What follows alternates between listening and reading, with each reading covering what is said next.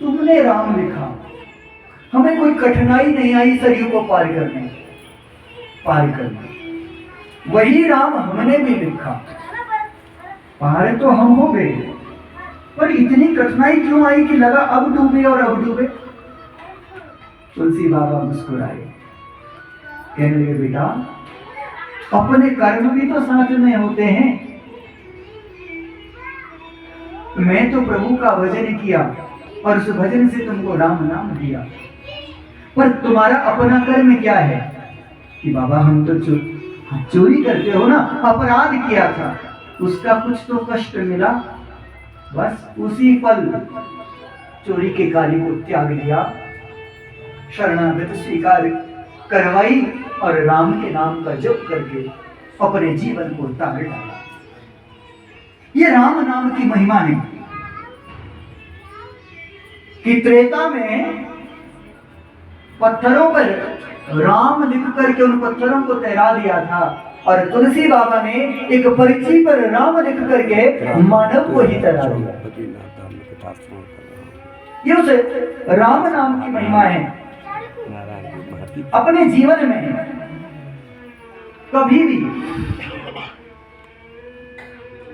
प्रभु के नाम को कभी छूटा नहीं समझना चाहिए। उस प्रभु का नाम आपके जीवन में निरंतर बना रहना चाहिए। अब गोस्वामी जी संपूर्ण चरित्रों को अभिवादन करके राम कथा को शुरू करते हैं। क्या कहते हैं?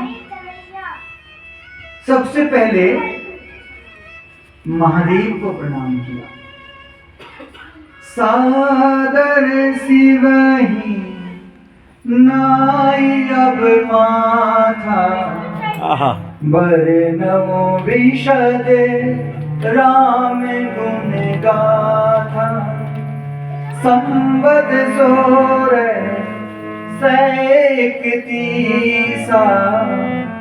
करम कथा हरि पद धरि सीसा। कहने लगे संवत 1631 में जिस दिन राम नवमी है, वैसा ही योग बना जब राम का जन्म था। संवत 1631 में रामनवमी के दिन ऐसा ही योग बना और तुलसी बाबा ने रामायण लिखनी आरंभ कर दी। और जब आरंभ करी है तो उसमें सबसे पहले भगवान शंकर को प्रणाम किया, महादेव को प्रणाम किया, महादेव को अभिवादन किया, क्योंकि महादेव गुरु हैं, इष्ट हैं, आराध्य हैं। महादेव को प्रणाम किया, क्यों? क्योंकि संसार में अगर जीव के जीवन में प्रभु का पदार्पण होना है तो उसके जीवन में सबसे पहले शिव भक्ति का आना आवश्यक है। भगवान शंकर की कृपा हो, इस उद्देश्य से भगवान शंकर के चरणार बिंद में सबसे पहले मस्तक रखा और कथा को आरंभ किया कि सादर सिवहि नाई अब माथा,